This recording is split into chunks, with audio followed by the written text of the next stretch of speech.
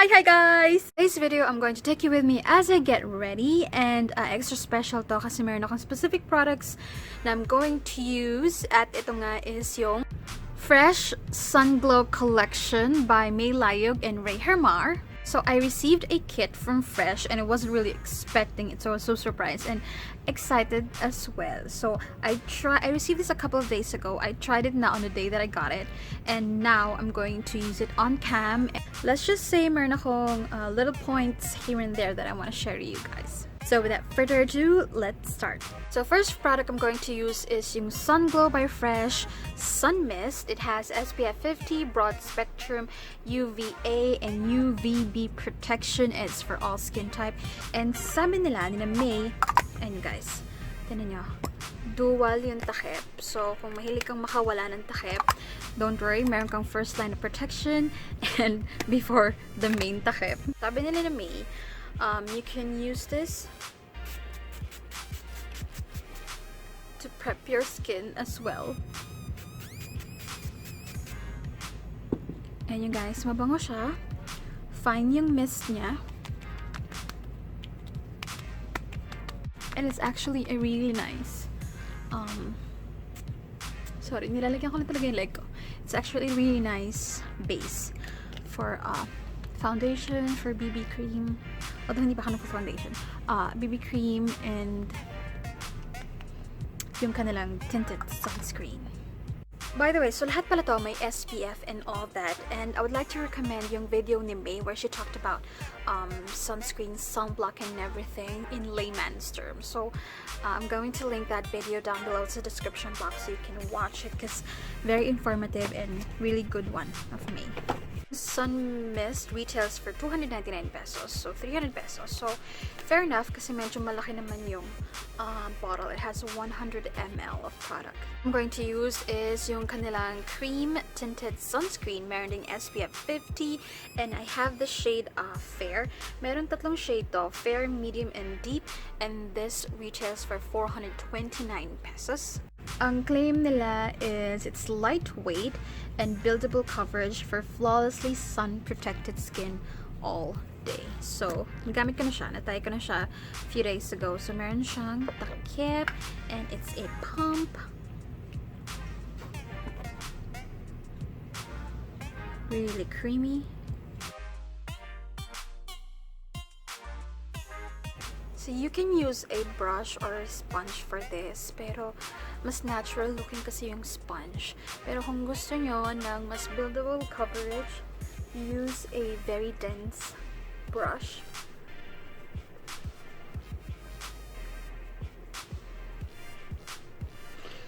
Okay guys, sa unang application, parang ang puti-puti niya sa akin.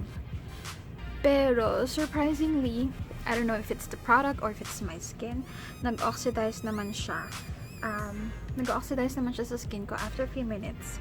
And it's gonna match my skin tone. Papipiliin, ito o yung Bello na tinted sunscreen. I would choose this kasi yung Bello, it's like nakaka-matte, super matte. Ito, kahit pa paano, mukha namang ano yung skin mo, just well moisturized. Not necessarily dewy, pero hindi naman sing flat matte gaya nung sa Bello tinted sunscreen. By the way, ang ganda ng packaging ng mga products ng Fresh, ng Sunglow by Fresh. Ang lakas Korean vibes or happy skin vibes. So, I did my eyebrows na off-cam. And next product na ipapakita ko sa inyo guys is yung kanilang Tinted Lip Screen. I'm so happy that they sent me all three because I've been dying to try these. Alam niyo naman ako, mahilig ako sa lip products, you guys. So, i-swatch ko muna sa inyo. Meron siyang 3 shades, Very Berry, Sangria, Sunkissed, and it retails for 249 pesos. Meron siyang sunflower oil, coconut oil, and peppermint extract. It's alcohol and paraben free. First shade is, just look at the packaging, you guys. Sunkissed. So this is Sunkissed, swatched. Yung formula niya or yung consistency niya, para siyang creamy lip gloss.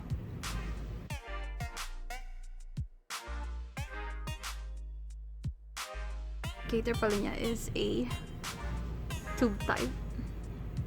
So this is Sunkissed.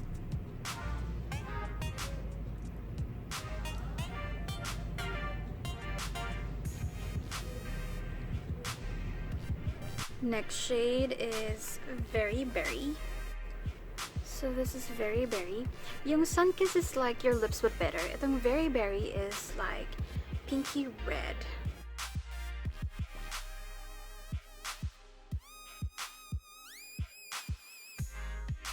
So this is Very Berry.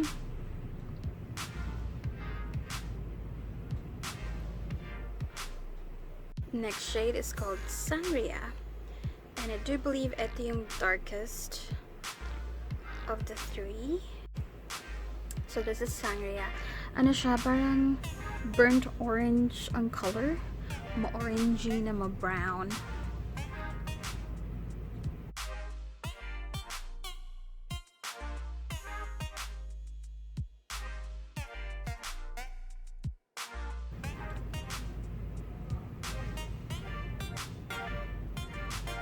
So this is Sangria.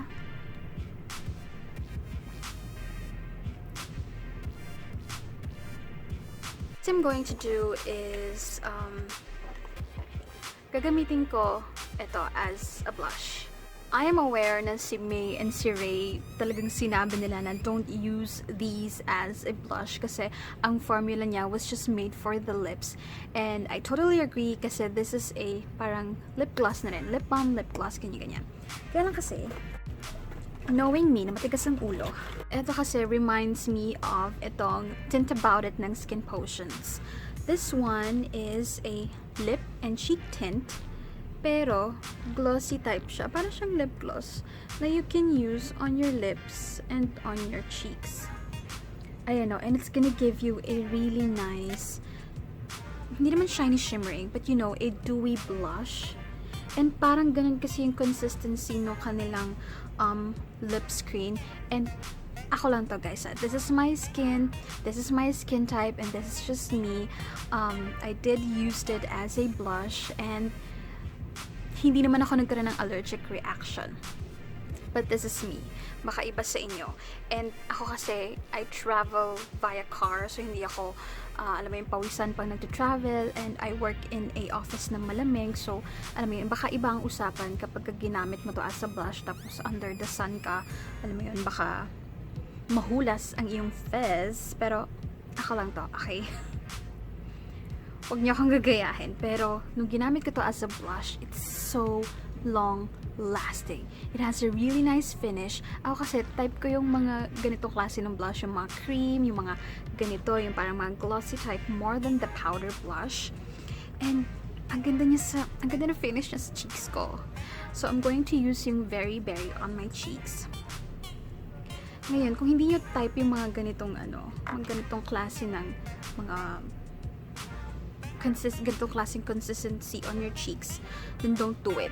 Pero ako kasi, bet ko yung mga ganitong feels.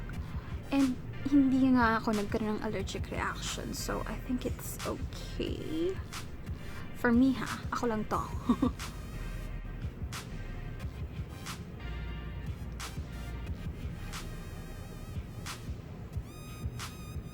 Yan o. Wait, kukuha na ako dito.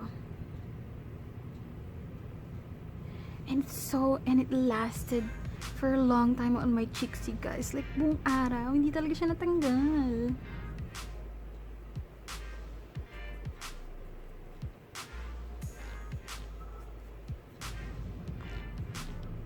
So, maglalagay ako dito. And then dito.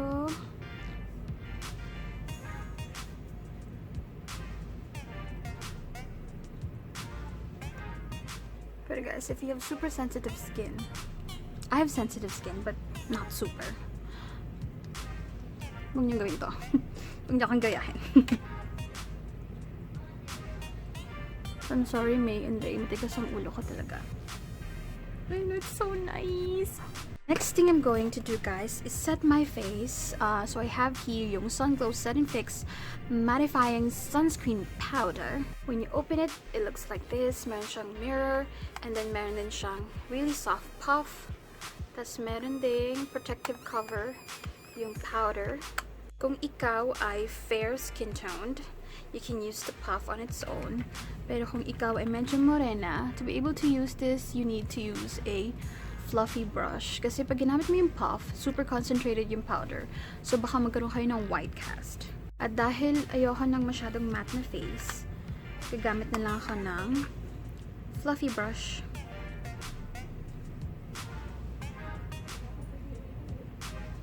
And then super duper light lang. Even on top of the blush, super duper light lang.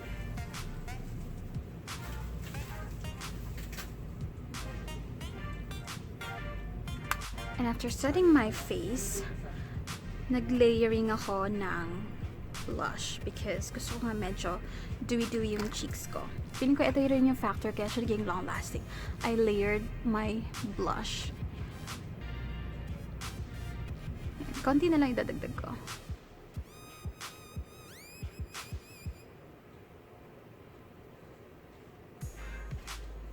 And then I just pat it a little bit with my sponge.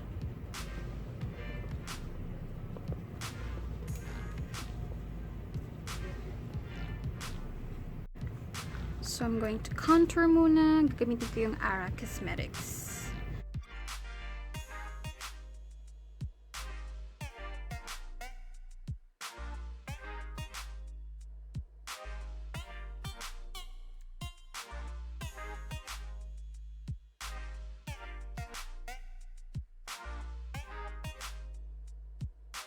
I'm going to set my face with a sun mist again.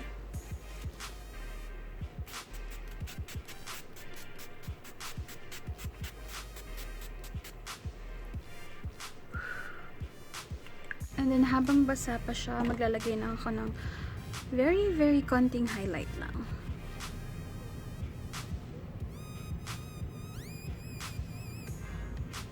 I'm using yung Wet n Wild Mega Glow Highlight.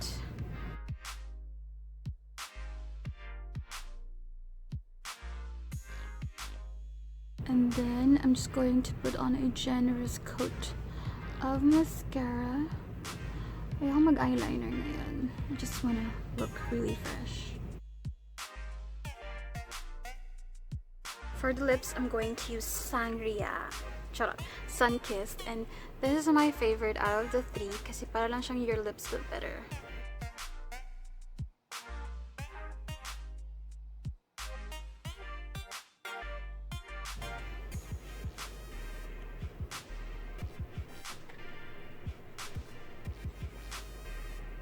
Diba? Mukha lang talaga tayong fresh. As in like, you know, Sunglow by Fresh. Actually, sinabi naman nila May and Ray na products are more on skincare. Tapos bonus na lang yung pagiging makeup niya. So, yeah. Lahat ng products na na-receive ko, ang pinaka-favorite ko, of course, is yung Tinted Lip Screens. Highly recommend that you try them because they're really comfy. Hindi siya tacky. Parang siyang lip gloss. Pero you know, you also have a lip care on the side and it's affordable. It's just 249 pesos. And I also love itong tinted sunscreen. This is definitely for everyday. Kaya lang medyo limited lang yung shades niya. 3 shades lang. So sana maglabas pa sila ng more shades. And then I also love itong sun mist. I also recommend that you try this because ang bango niya and maganda yung magiging lapat nung sunscreen and yung BB cream or perhaps foundation na gagamitin nyo. And then, ang hindi ko lang talaga favorite is itong Set and Fix. Kasi first of all, hindi kasi ako ma-matte. I'm more of a dewy, fresh looking and hindi ko siya magagamit for everyday. But yeah, overall, sa lahat, nagustuhan ko naman siya and I'm so happy. Super duper happy and so proud of May and Ray that they were able to come up with a really, really good first launch of products. And bagay na bagay siya sa klima ng Pinas. And I'm so happy na affordable yung mga products. Well, almost. Medyo mahal ang bills itong Set and Fix Mattifying Sunscreen Powder. Nasa 400 range siya. And pati yung Tinted Sunscreen nasa 400 range. Pero, malaki naman yung product. You get 50 ml. So, somehow worth it. Yung Set and Fix, hindi siya masyadong worth it for me. I hope maglabas pa sila ng more products. Like, more lip products and perhaps yung multi-purpose product that you can use on your lips, on your cheeks, and on your eyes, like legitly. So, I'm done getting ready, you guys. Thank you so much for joining me. And I know, late na yung video na to, pero I hope kahit paano nagkaroon kayo ng inspiration or idea on how to do your, daily glowy, dewy, fresh makeup. Thank you so much for watching, guys, and I'll see you in my next one. Bye bye.